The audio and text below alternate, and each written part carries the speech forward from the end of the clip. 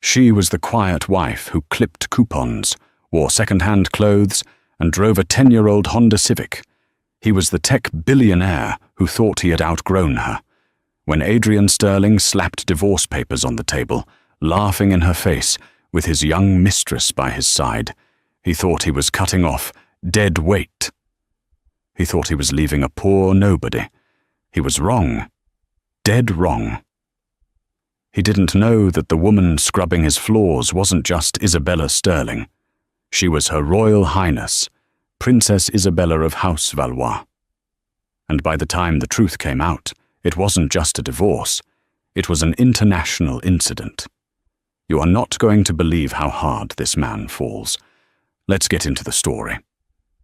The sound of a Mont Blanc pen hitting the marble countertop echoed like a gunshot in the silence of the penthouse. Sign it, Bella. Don't make this difficult. You know you can't afford a lawyer who can go toe-to-toe with Cravath, Swain, and Moore, Adrian said, his voice dripping with that specific kind of boredom only the ultra-wealthy seem to master. He didn't even look at her. He was too busy adjusting the cuff of his bespoke Brioni suit, checking his reflection in the floor-to-ceiling windows that overlooked Central Park.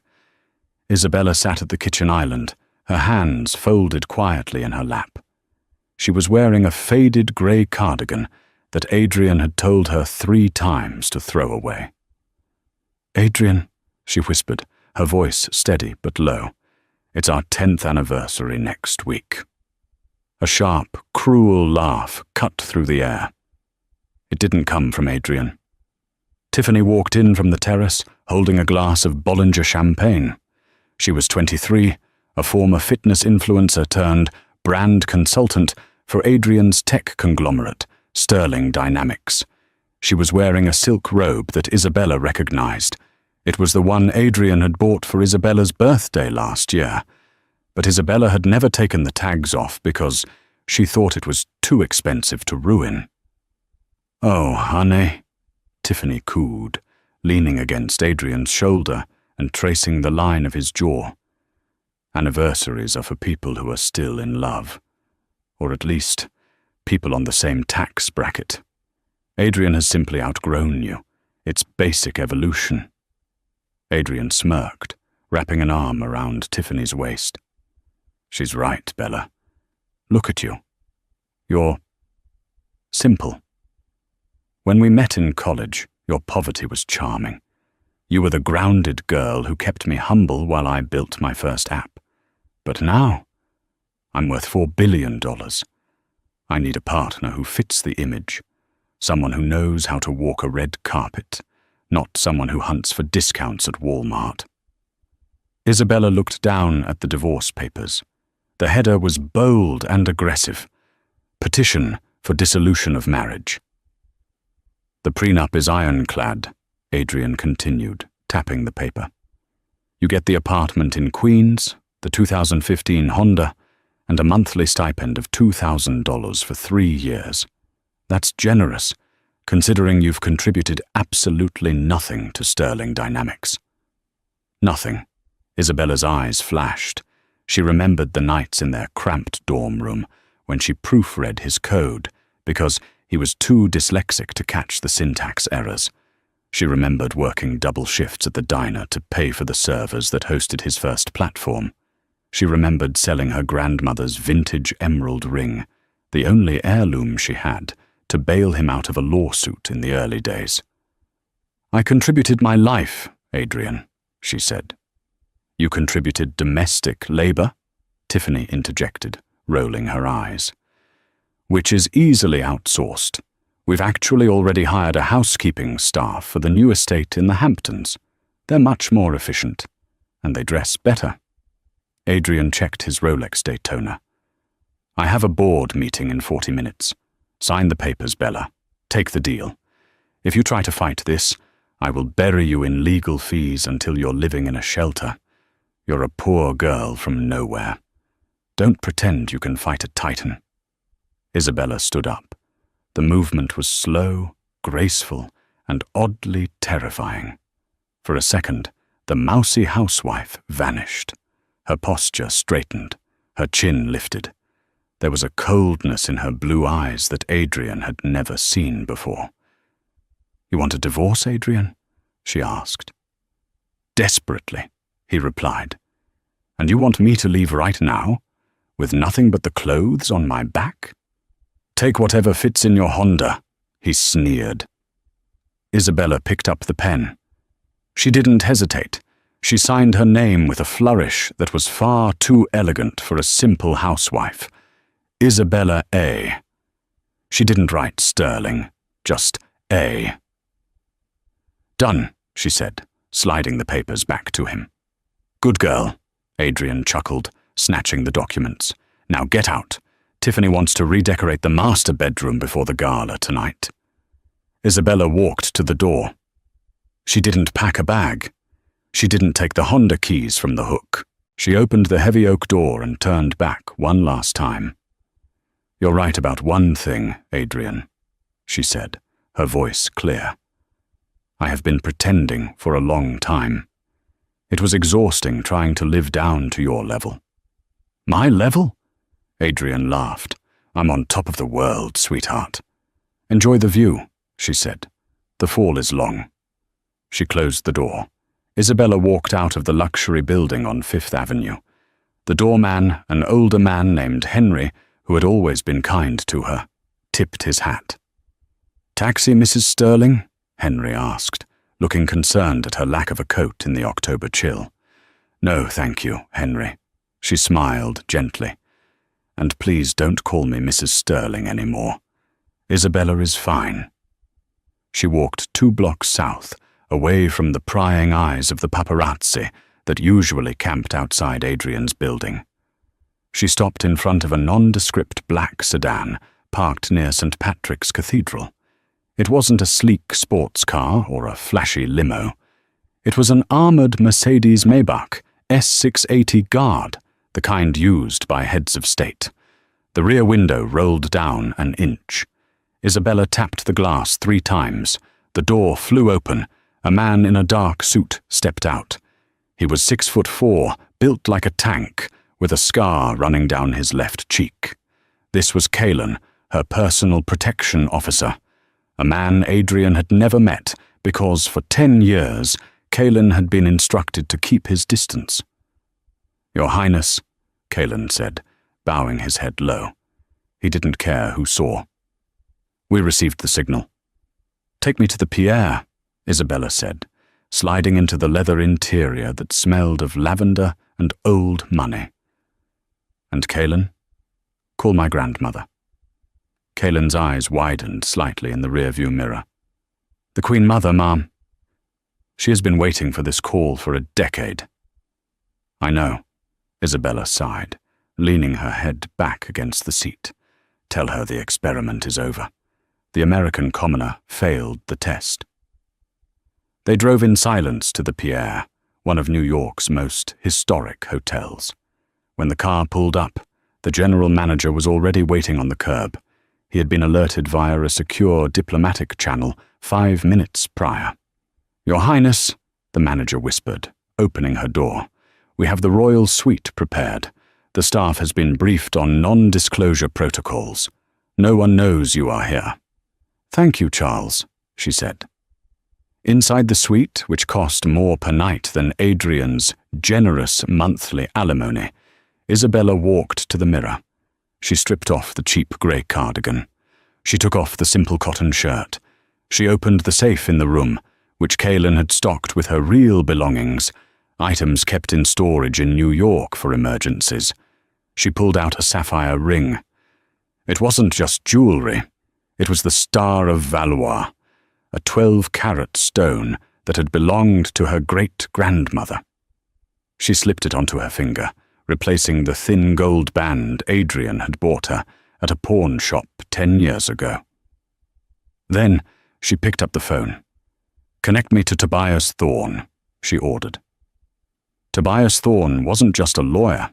He was the legal shark whom billionaires feared. He was the managing partner at Thorne, Winstrup and Gables, a firm that didn't advertise because their clients were governments and monarchies. "Isabella," Tobias's voice came through, rich and smooth. "Is it time?" "He served the papers, Tobias," she said, staring at the skyline. "He thinks he's giving me $2,000 a month." Tobias laughed, a deep, terrifying sound. "Oh, this is going to be fun. Shall I initiate the scorched earth protocol, or do you want to play with him first?" "I want to attend the charity gala tonight," Isabella said. "The one Sterling Dynamics is sponsoring, the one he's taking his mistress to." "But you don't have an invitation," Tobias noted.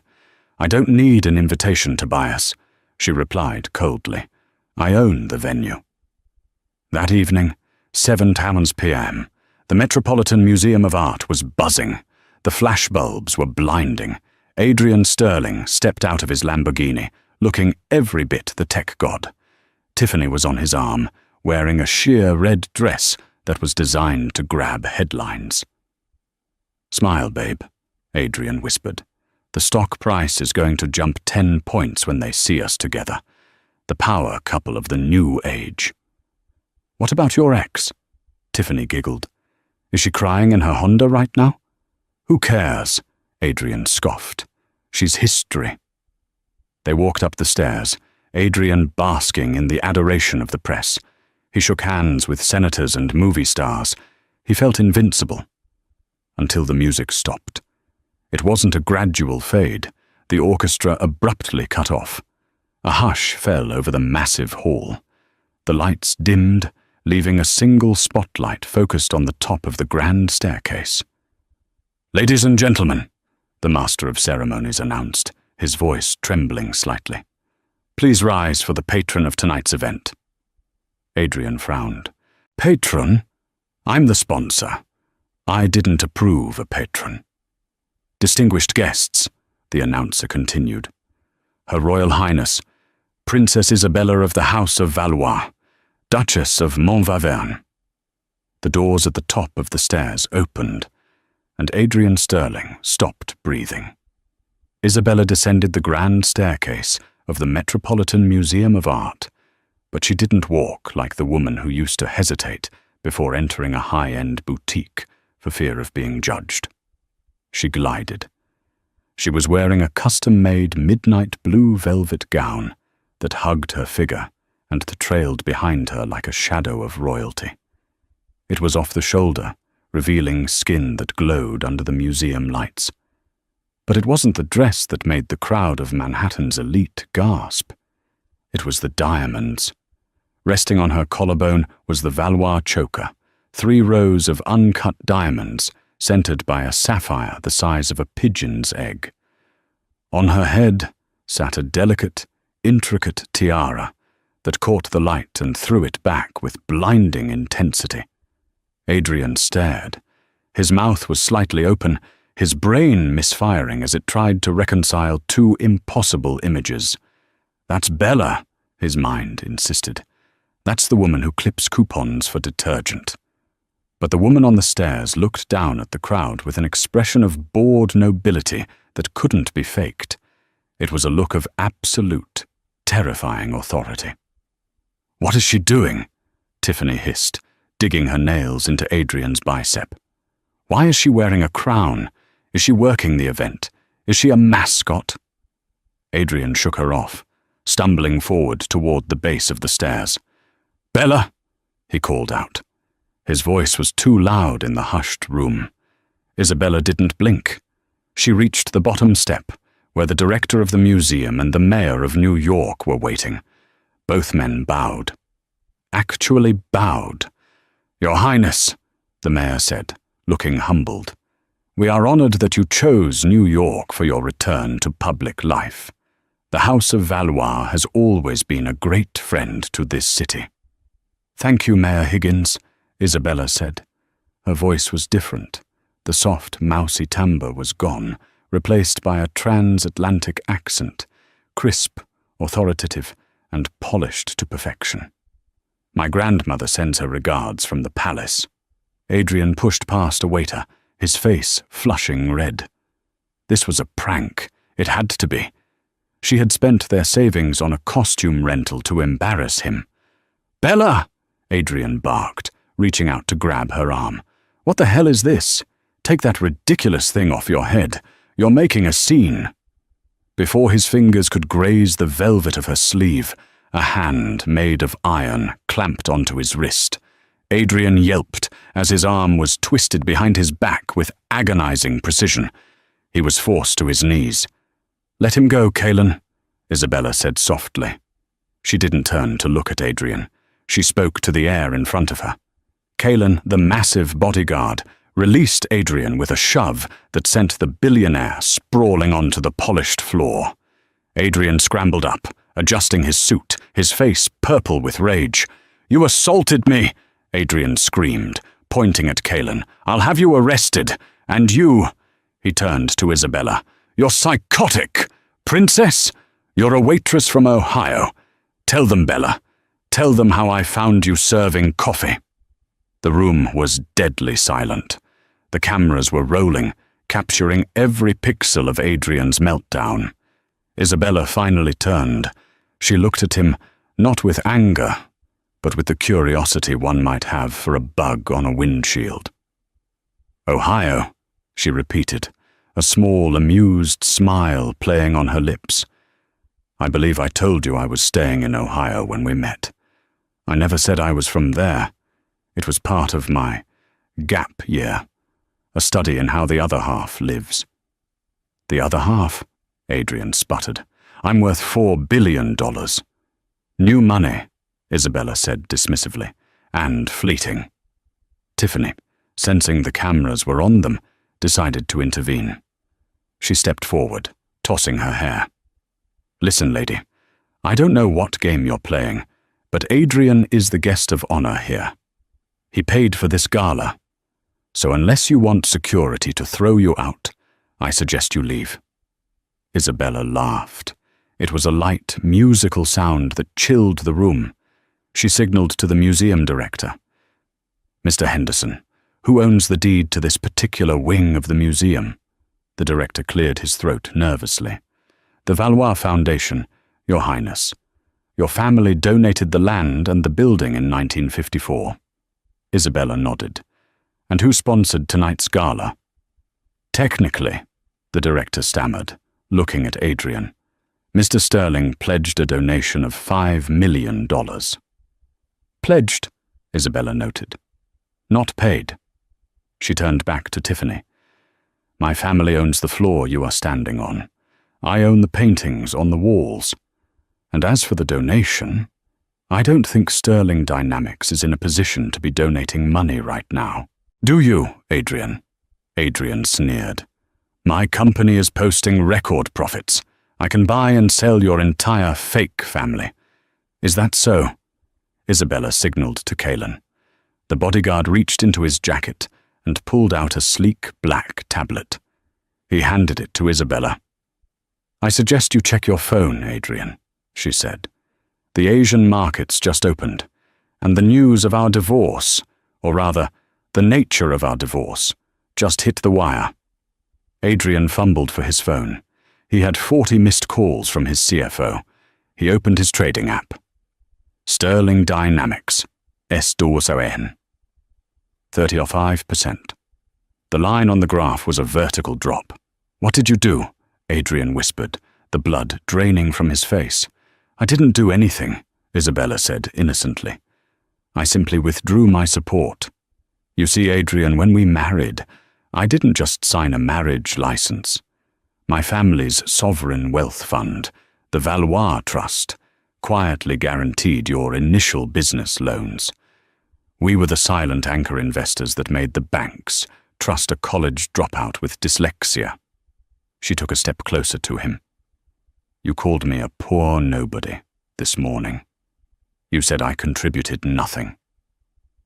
But the truth is, Adrian, I was the only reason you were allowed in the room. The banks didn't bet on your code. They bet on my dowry." The crowd murmured. Phones were raised high, live streaming the destruction of a tech titan. "And now that we are divorcing," Isabella continued, her voice hardening, "the Valois Trust has withdrawn its guarantee. The banks are recalling your loans, all of them, tonight. You can't do that," Adrian croaked. That's illegal. That's market manipulation. It's banking, she corrected. Read the fine print of the loans you never bothered to check because you were too busy cheating on me. There's a change of circumstance clause. You divorced your collateral, Adrian. She turned away, signaling that the conversation was over. Caelan, have Mr. Sterling and his associate removed. They are trespassing on private property. You can't kick me out, Tiffany shrieked. I'm a VIP. Caelan didn't speak. He simply stepped forward, and two uniformed NYPD officers, who were moonlighting as event security, stepped up behind him. They weren't looking at Adrian with admiration anymore. They were looking at him like a nuisance. Sir, ma'am, please come with us, the officer said firmly. As Adrian was escorted toward the exit, stumbling and dazed, he looked back. Isabella was surrounded by the mayor, a senator, and a duke. She was laughing at something the duke said, holding a glass of champagne. She looked radiant. She looked powerful. She looked like someone he had never met. The next morning, the sun rose over a Manhattan that was obsessed with only one story. The Billionaire and the Princess, from coupons to crowns. Sterling Dynamics crashes as royal ties severed. Adrian Sterling had not slept. He sat in the conference room of his headquarters on the 40th floor. The table was mahogany, the chairs were Italian leather, and the mood was funeral. Around the table sat his board of directors. Usually, these men and women sycophantically agreed with everything Adrian said.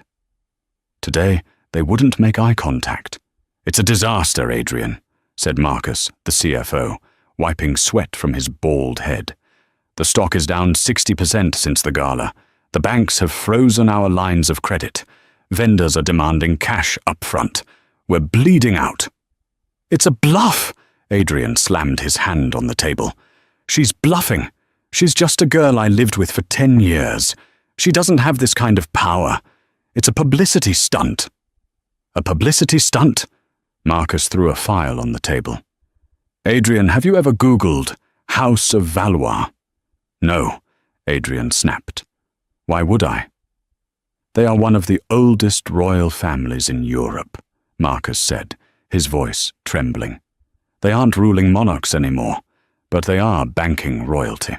They own huge stakes in shipping, pharmaceuticals and tech. Their net worth is estimated in the trillions, Adrian. Not billions, trillions. Adrian felt sick. He grabbed a bottle of water, his hands shaking. So what? He said, trying to regain his bravado. We have the technology. We have the user base. They can't take the company from me. I own 51% of the voting shares. The doors to the conference room swung open. Actually, a smooth baritone voice filled the room. That's a matter of debate. Tobias Thorne walked in. He was wearing a suit that cost more than most people's cars, carrying a slim leather briefcase. Behind him walked Isabella. She wasn't wearing a gown today. She was wearing a sharp white power suit, her hair pulled back in a severe, elegant bun. She looked like a CEO, not a princess. Who let them in? Adrian stood up. Security. Sit down, Mr. Sterling, Tobias said calmly. He didn't shout, but the command was so absolute that Adrian's knees buckled, and he sat. Tobias placed a single document on the table. This, Tobias began, is the original incorporation document for Sterling Dynamics. Do you recognize it? I wrote it, Adrian spat. You signed it, Tobias corrected. But the initial capital, the $2 million that bought the servers and paid the first engineers, came from a shell company called Blue Heron Ventures, correct? Yeah, my angel investor, Adrian said. I never met them. It was anonymous. Blue Heron Ventures, Isabella said, taking a seat at the head of the table, a seat usually reserved for the chairman, is a subsidiary of the Valois Trust. I approved the transfer myself. I was 21. So I owe you $2 million, Adrian scoffed. Fine, I'll write you a check right now. Get out of my company. Read Section 8, Paragraph C, Tobias said, pointing to the document. Adrian squinted at the text. In the event of a default on the morality clause or a dissolution of the primary relationship between the founder and the beneficiary, all Class A voting shares revert to the investor until the principal is repaid with a compound interest of 15% per annum, calculated retroactively. Morality clause? Adrian whispered. Adultery is a breach of the morality clause. Tobias smiled thinly. And the divorce petition you served yesterday constitutes the dissolution of the relationship. Which means, Isabella said, clasping her hands on the table, as of this morning, Blue Heron Ventures, and by extension me, has exercised its option to convert the debt into equity. I am now the majority shareholder of Sterling Dynamics. The room gasped. The board members looked from Adrian to Isabella, doing the mental math of who was more likely to save their stock options. "You can't do this!" Adrian screamed, his face turning a blotchy red. "I built this! I am Sterling Dynamics!" "You are a liability," Isabella said coldly. "Marcus, what is the current projection if Adrian remains CEO?" The CFO looked at Adrian, then down at his papers. "Bankruptcy in 3 weeks, Your Highness." "And if Mr. Sterling is removed, and I assume the role of interim chairwoman, backed by the Valois liquidity?" Isabella asked. Marcus swallowed hard. The stock would likely rebound to an all-time high by closing bell. The betrayal in the room was palpable. The board members shifted in their seats. One by one, they turned their backs on Adrian. "I move for a vote of no confidence in Adrian Sterling," said the board director, a woman named Sarah who had been Adrian's mentor. "Seconded," Marcus said quickly. "All in favor?" Isabella asked. Every hand in the room went up, except Adrian's. "You're firing me?" Adrian whispered. "From my own company?" "We are accepting your resignation," Isabella corrected, "effective immediately. Security will escort you out." Kalen stepped into the room. He didn't look like a bodyguard today. He looked like an executioner. "No!" Adrian grabbed the edge of the table. "I won't go. I have rights. The prenup. The prenup says—" "The prenup," Tobias interrupted. "Protected premarital assets. Since you started this company after you married Isabella, and since the funding came from her trust, it is marital property subject to the contract we just discussed. You really should have hired a better lawyer, Adrian. LegalZoom is not sufficient for these matters." Adrian looked at Tiffany, who was standing in the doorway, watching the scene unfold. She was clutching her designer handbag. "Tiff," Adrian pleaded, "call the press. Tell them they're stealing it." Tiffany looked at Adrian, sweaty, desperate, and now broke. Then she looked at Isabella, calm, powerful, and infinitely wealthy. Tiffany pulled out her phone. "Actually," she said, her voice icy, "I think I'm going to call an Uber. This is getting embarrassing." "Tiffany!" Adrian shouted as she turned on her heel and walked away. "Mr. Sterling," Kalen said, placing a heavy hand on Adrian's shoulder. "It's time." Adrian was dragged out of the conference room, his heels skidding on the carpet. He passed the glass walls where his employees, hundreds of coders and designers, were watching. They weren't looking at him with pity. They were looking at their new boss, the princess, who was already giving instructions to the CFO. As the elevator doors closed on Adrian's screaming face, Isabella didn't even look up. "Now," she said to the stunned boardroom, "let's discuss the restructuring. I want to cut the executive entertainment budget, specifically the line item for helicopter rides to the Hamptons. We're going to pivot to philanthropy." The board members nodded vigorously, terrified and impressed. Isabella walked to the window. She looked down at the city below. She could see the tiny speck of Adrian being shoved out of the building by security, right into a swarm of paparazzi. Her phone buzzed. It was a text from her grandmother, the Queen Mother. Message: I saw the news. The stock is up. Well done, darling. But don't stop yet. The mistress needs to learn her lesson, too. Isabella smiled. The business was settled. But the personal score, that was just beginning. 3 days after the boardroom massacre, Tiffany sat in the waiting room of Vogue Management, the most prestigious talent agency in New York. She checked her reflection in her phone screen. Her makeup was flawless, but her eyes were darting nervously. Her phone had been blowing up, but not in the way she liked. She had lost 400,000 followers in 72 hours. The comment section on her Instagram, once filled with fire emojis and goals, was now a toxic wasteland of crown emojis and the hashtag #DownedTeamIsabella. Tiffany, a tall, severe-looking woman with sharp glasses, stood at the door. It was Janice Miller, the head booker. Tiffany stood up, flashing her brightest, most practiced smile. Janice, so good to see you. I know I don't have an appointment, but with everything going on, I thought we should strategize. My engagement is trending, so you're not engaged, Tiffany, Janice said, not moving from the doorway. Adrian Sterling is bankrupt, and we need to talk. Tiffany's smile faltered. Temporary cash flow issues. He's suing to get the company back, but that's not the point. I'm a brand. I'm ready to pivot. I was thinking a reality show. The Real X of Wall Street? Janice sighed. It was the sound of a woman who didn't have time for delusion. Come in. Tiffany walked into the office. It was stark white.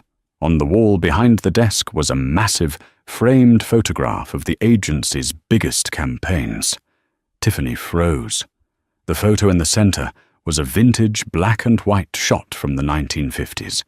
It featured a stunningly beautiful woman in a Dior gown, standing on a balcony in Paris. That's... Tiffany squinted.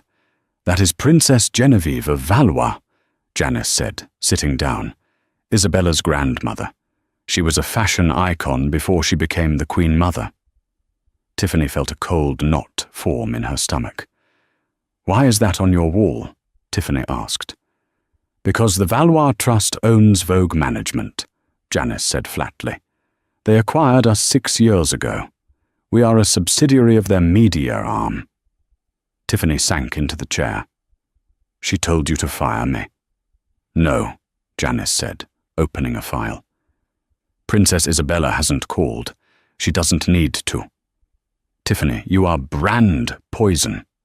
I spent the morning fielding calls from L'Oreal, Revolve, and Gucci. They are all dropping you. They can't do that. I have contracts.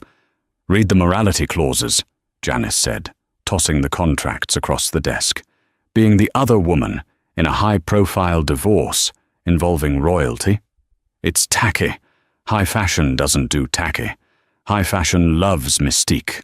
Isabella has mystique. You have notoriety. Janice stood up. We're releasing you from your contract, effective immediately. You'll be blacklisted from every agency in the city. I suggest you move to LA, or maybe Florida. I'm not leaving New York, Tiffany screamed, standing up. I'm a star. You're a meme, Janice corrected. Security will escort you out. Across town, the scene was far less glamorous. Adrian Sterling was sitting on a lumpy mattress in a studio apartment in Queens. It was, ironically, the exact apartment he had bought as an investment property years ago, the one he had graciously offered to let Isabella live in during their divorce settlement talks. The water pressure was low, the radiator clanked, and the neighbors played reggaeton at full volume until 3 August a.m. He stared at his laptop. He was blocked from his corporate email. His credit cards were declined. The only cash he had was a wad of bills he'd managed to withdraw before the freeze hit, and that was dwindling fast. He picked up his phone. He dialed the only lawyer who would take his call. "Barry," Adrian barked, "tell me you have something." Barry Glimmer wasn't a corporate shark like Tobias Thorne. Barry was a strip mall lawyer whose billboards featured a picture of him pointing a finger with the slogan, "Hurt, call Glimmer." "I'm looking at the paperwork, Adrian." Barry's raspy voice came through. "It's tight. That Thorne guy is a monster, but I think we found a loophole." Adrian sat up, hope surging through his chest. "What? Is it the prenup?" "No," Barry said. "It's fraud. We sue for fraudulent inducement of marriage. You claim that she misrepresented her financial status to trap you. You argue that if you had known she was a royal with her own billions, you never would have signed the business agreements giving her control. You argue that the power dynamic was skewed." "Yes," Adrian shouted, pacing the small room. "She tricked me. She pretended to be poor. That's entrapment." "It's a stretch," Barry warned. "But in New York, with a jury, if we play up the poor guy manipulated by the evil foreign monarchy angle, we might get a settlement. We ask for half." "Half?" Adrian laughed maniacally. "Half of the Valois fortune. That's billions." "Exactly," Barry said. "We serve her tomorrow. Get a suit that fits, Adrian. We're going to war." The Supreme Court of New York was a zoo. The divorce trial of Sterling versus Sterling had captured the world's attention. It wasn't just a divorce. It was a class war flipped upside down. The sidewalks were packed with protesters holding signs. Some supported Adrian, American innovation versus foreign royalty. But most were there for Isabella, Queen of Queens. Inside courtroom 4B, the atmosphere was suffocating. Adrian sat at the plaintiff's table. He had shaved, but he looked gaunt. His suit, purchased off the rack at a department store, hung loosely on his frame. Barry Glimmer sat next to him, sweating profusely in a polyester suit, arranging stacks of disorganized papers. On the other side, the defense table was a fortress of calm. Isabella sat with her back straight, wearing a navy Chanel suit. She wore no jewelry, except for the simple wedding band she had yet to remove. A tactical choice.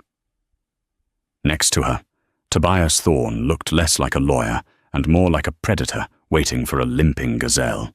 "All rise," the bailiff bellowed. Judge Eleanor Vance walked in.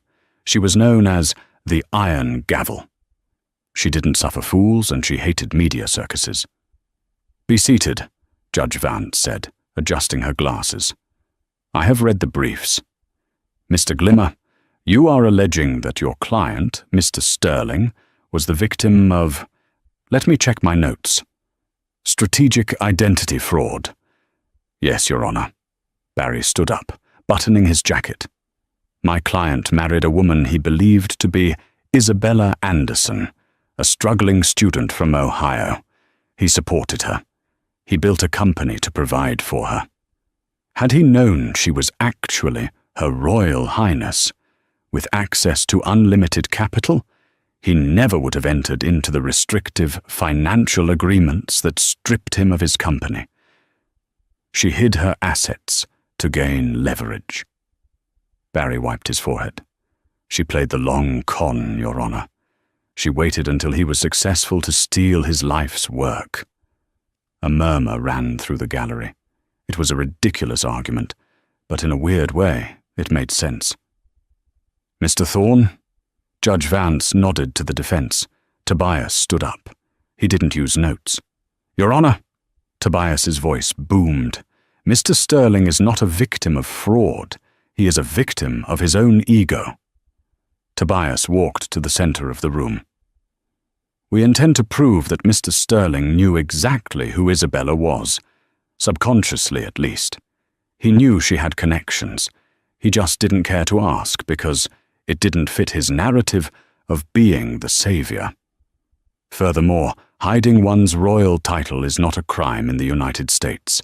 It is a privacy choice, a choice made for safety. Safety? Adrian scoffed loudly. Mr. Sterling, the judge snapped. Silence. Tobias turned to Adrian. We would like to call the plaintiff to the stand. Adrian walked to the witness box. He felt confident. He was a salesman, after all. He could sell this story. Mr. Sterling, Tobias began, leaning against the railing. You claim my client contributed nothing to your success. She didn't, Adrian said smoothly. She cooked dinner. She did laundry. Domestic tasks. I wrote the code. I closed the deals. And the initial funding? Tobias asked. The $2 million?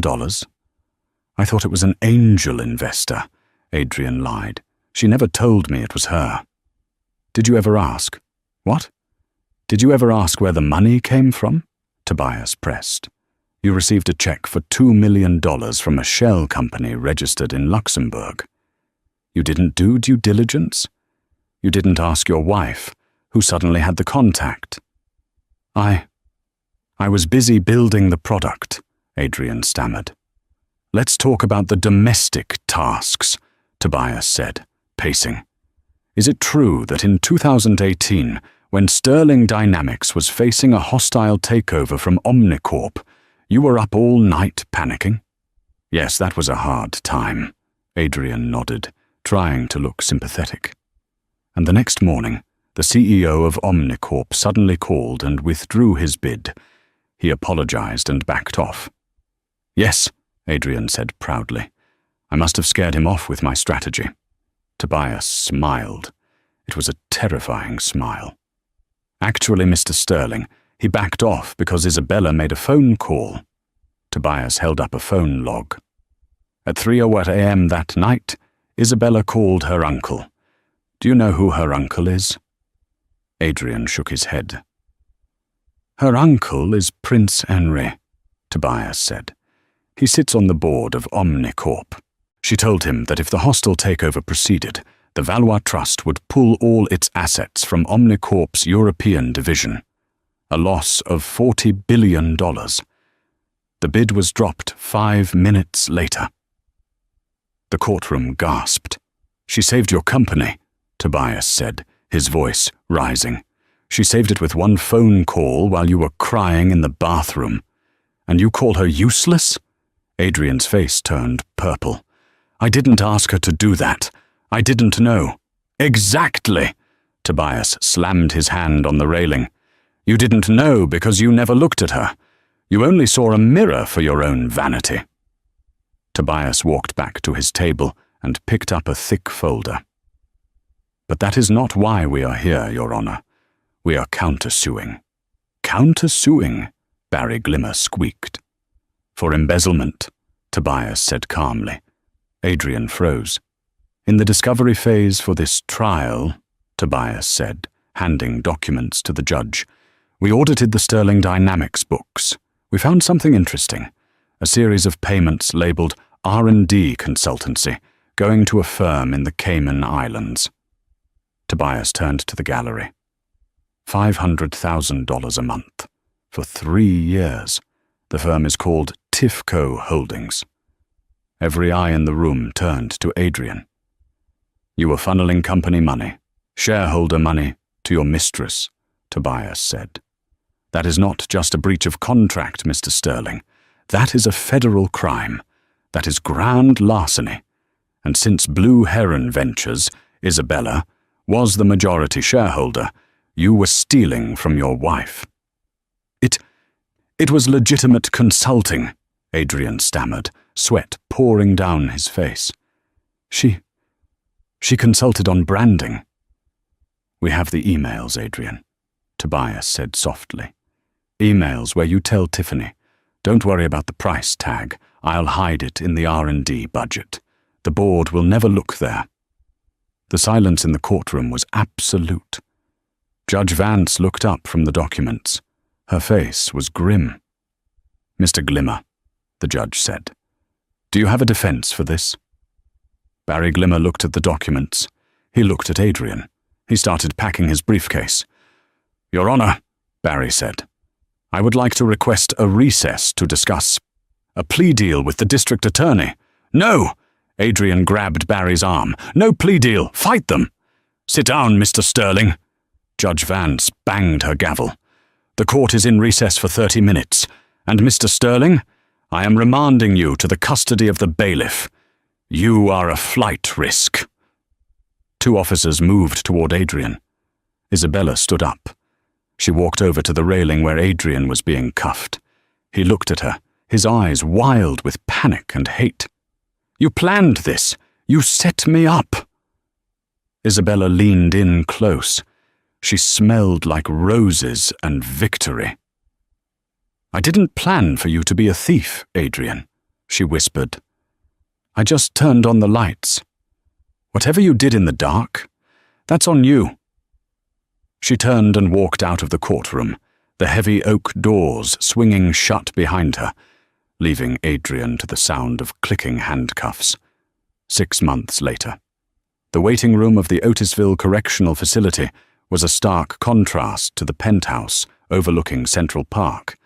The walls were painted a depressing shade of institutional beige.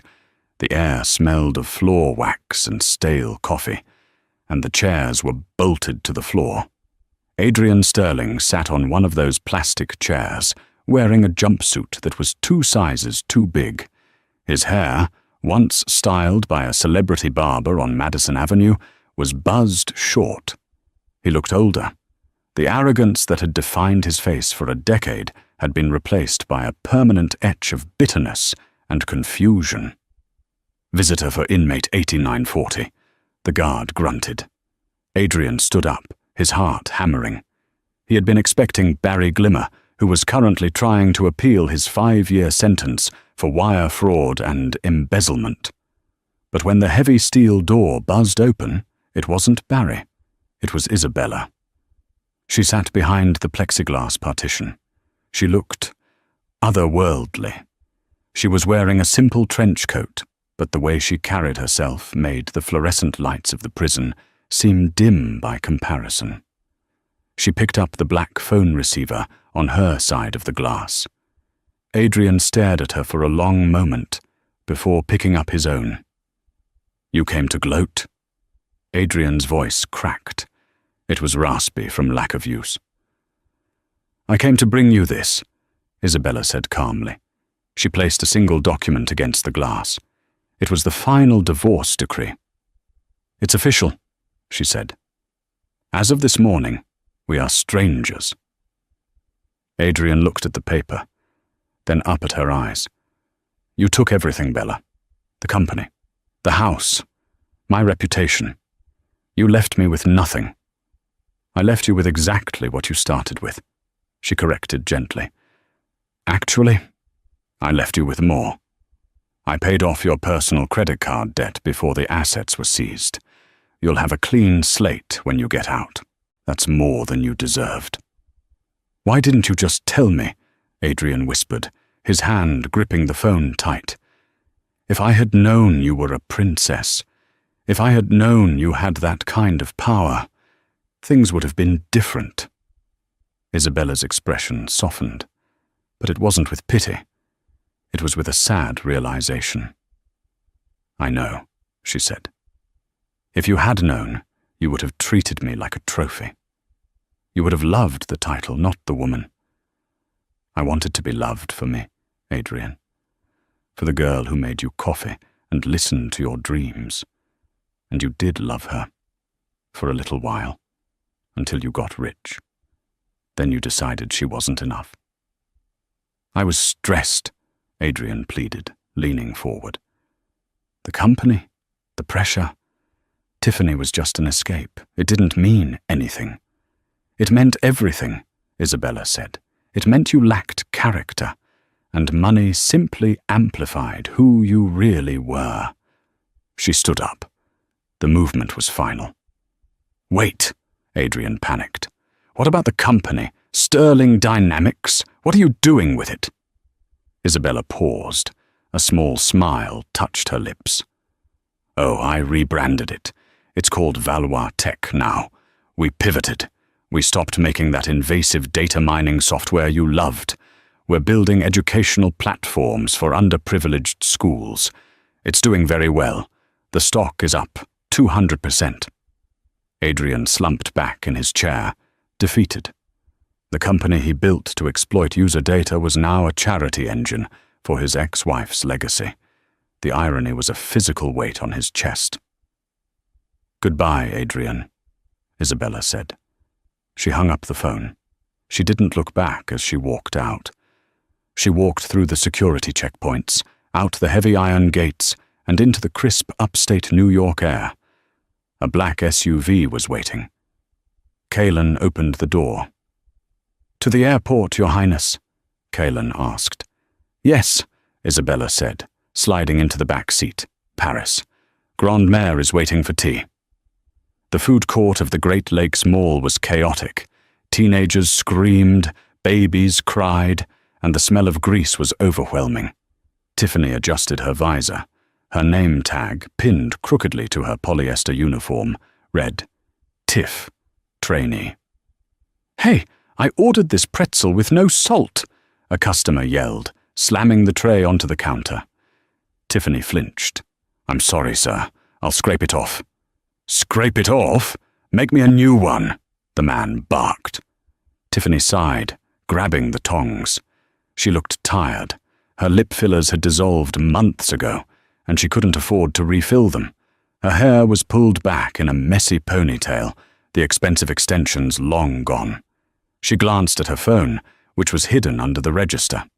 She opened Instagram. She had created a new private account with only 12 followers, mostly family who pitied her. She scrolled to the Explore page. The top post was a video from Vanity Fair. Caption: Her Royal Highness, Princess Isabella, stuns at the Paris Opera House Gala, debuting the new Valois Foundation Scholarship Program. Rumor has it she was seen dancing with the Duke of Cambridge's cousin. Is a royal wedding in the future? In the video, Isabella was laughing, wearing a gown made of silver silk, looking freer and happier than she had ever been.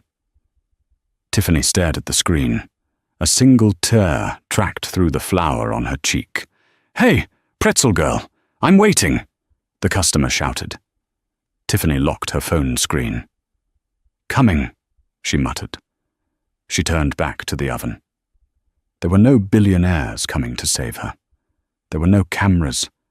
There was just the heat of the oven and the long, slow grind of a life she had to rebuild from scratch. The balcony of the Hotel de Crillon offered the best view of the Eiffel Tower in the entire city.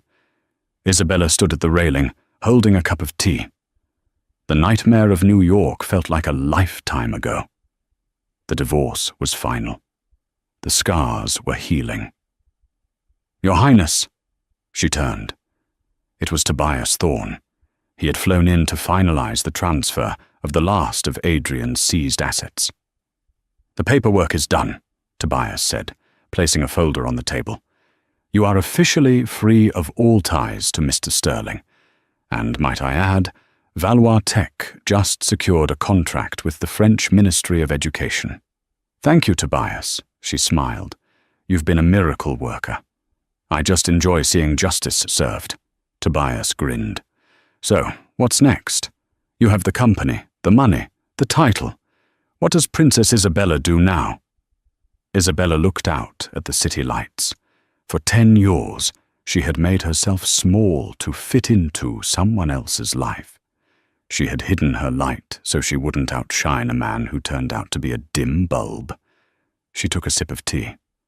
"I think," Isabella said, her blue eyes sparkling with a dangerous, exciting promise, "I'm going to buy a sports team, or maybe a vineyard, or maybe I'll just be happy."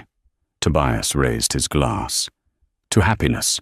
To the truth," Isabella corrected, clinking her cup against his glass. "And to never, ever pretending to be poor again." She turned back to the view, the star of Valois sapphire on her finger, catching the moonlight, shining brighter than the Eiffel Tower itself. The Queen had returned to her throne. And that, ladies and gentlemen, is the story of how Adrian Sterling found out that you should never judge a book by its cover, especially when that book owns the library. He wanted a trophy wife, but he threw away a queen. It's a brutal lesson, but it's real. Adrian fell in love with an image of success, while Isabella was the one actually creating it. In the end, he lost his money, his company, and his freedom, all because he couldn't value the person right in front of him. Now, I have to ask you a question. If you were Isabella, would you have bailed him out? Or did he get exactly what he deserved? Let me know in the comments below. I read every single one. If you enjoyed this story of royal revenge and instant karma, please do me a huge favor. Hit that like button, smash subscribe, and ring the notification bell so you never miss a story. We have a crazy cheating revenge story coming up next week involving a lottery ticket and a betrayed husband that you do not want to miss. Thanks for watching, and remember, be careful who you step on your way up, because you might meet them on your way down.